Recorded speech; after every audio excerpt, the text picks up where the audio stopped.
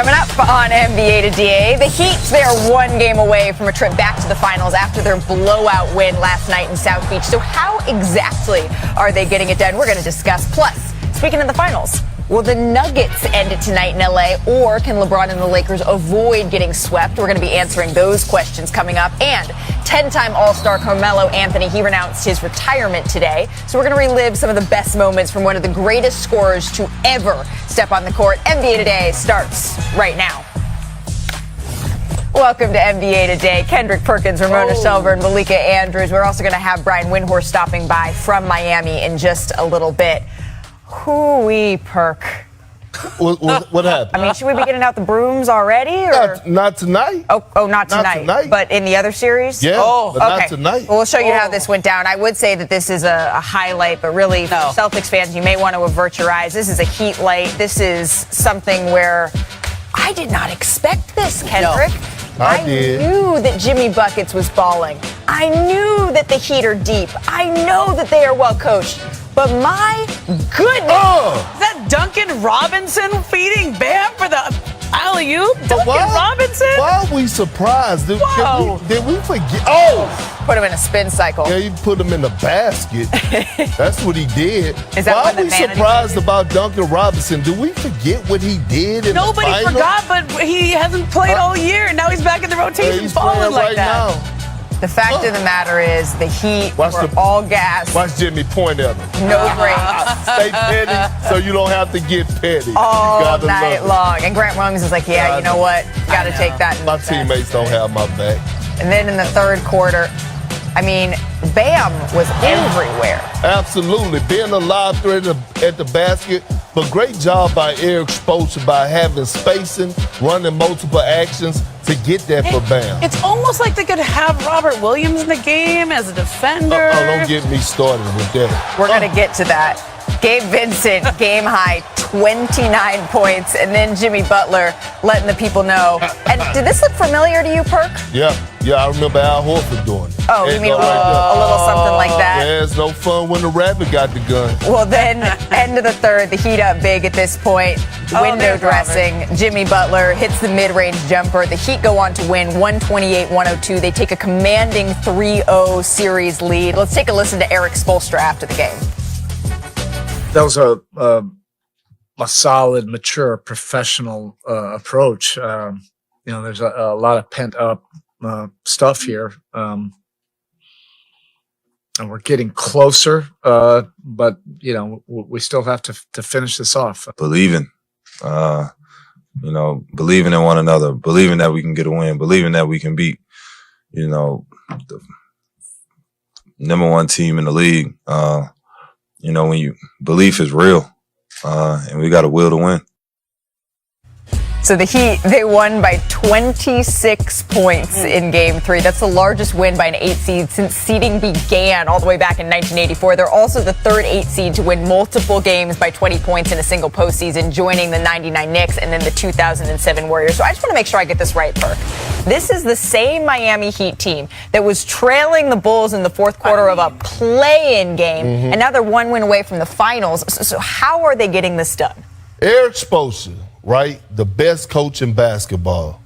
Bam and Jimmy have shown us that they're one of the best duos in the game when it comes to the postseason, when it matters the most. And all you have to do is surround them with a bunch of dogs. And that's what the Miami Heat has done. When you look at Gabe Vincent, he's not backing down from anybody. He loves the matchup. He's picking up 94 feet. He's not afraid to take big shots. You look at Max Strus, he don't care where he gets the ball at. He's going to let it fly. And Duncan Robinson, oh my God. We seen it in the finals. He didn't play a lot this season, but he's ready for the moment. And I cannot forget about the young fella Caleb Martin coming in off the bench. Yep. He is so skilled, and he has so much confidence. And talk about the leadership of Kyle Lowry and Kevin Love, that championship pedigree that's coming in, putting their body on the line. That's why the team is number one in the league and charges taken. You know, we talk all the time about if you have a player like Jimmy Butler, you just need to you have a window to win with him, right? You have a window with Jimmy Butler and Kyle Lowry. And when they got those guys, the question was how wide open was that window? How long was it open? And it felt for a lot of time this year that it was over. Like these guys were older and they weren't able to stay healthy. Kyle Lowry was hurt all year with that knee injury, but their experience in these playoffs has been fun to watch just from a chess match standpoint. Like they know what Boston's going to do before Boston even tries it. They are setting the tone. Boston is reacting to them rather than the Boston Celtics, the number 2 seed, putting their power out there and making Miami react. There's no doubt that all of this trickles down from Jimmy Butler, but can I do my best big perk and give some flowers to the big man here? Because Bam Adebayo has been incredible this postseason. And yes, offensively, they're 6-0 when he scores 20 or more points, but defensively, I mean, he has been everywhere. His defense has been great. He's been holding opponents to 38% shooting when he's contesting. His two-man game has been excellent. I just feel like it's a little bit of everything with him, and there were questions about him too. That's right. Can he get back to that all-star level? Where's he been at? And then all of a sudden, it's all hitting at the right time. And you know, all year we talked, could those 4 guys, so that's Tyler Hero, Bam Adebayo, Jimmy Butler, Kyle Lowry, could they all play together? Could they elevate each other? And it's not even the question anymore. They can all play together. They're all taking their turn. And you mentioned Caleb Martin in this series. I think he's been the second best player for the Heat. Like he's been outstanding, and he's the mismatch that last year they were not able to exploit. This year he has it. Do you know he was cut by Charlotte? He has a twin brother, and he was cut. Well, shame on them. I mean. Let's bring in Brian Windhorst into the discussion. He's actually in Miami. You were in the building, Brian. What stood out to you watching the Heat up close? Okay, so here's the thing about the Heat. I know that they are executing great right now. I know that Jimmy does his little trash talk and his mind games, and he points and he looks at you funny and all that stuff. But here's the thing. In the regular season, the Heat were a bad offensive team. They were not just average, they were bad. They were bottom 5 in most offensive categories, and they were 27th in three-point shooting, okay? They did not make three-pointers, which is one of the reasons why they battled to the end of almost every game and were relying on clutch play at the end of every game.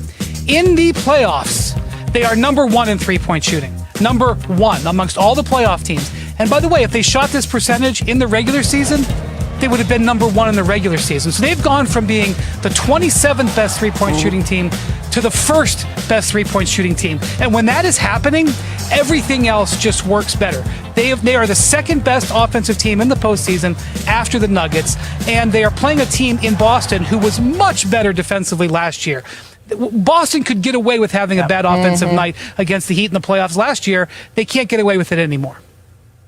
So as much as this has been about the Heat, right, they've enforced their will on this series, and we also see the Celtics, they haven't given them much resistance at all, as we would expect it from a defending conference champion. Let's take a listen.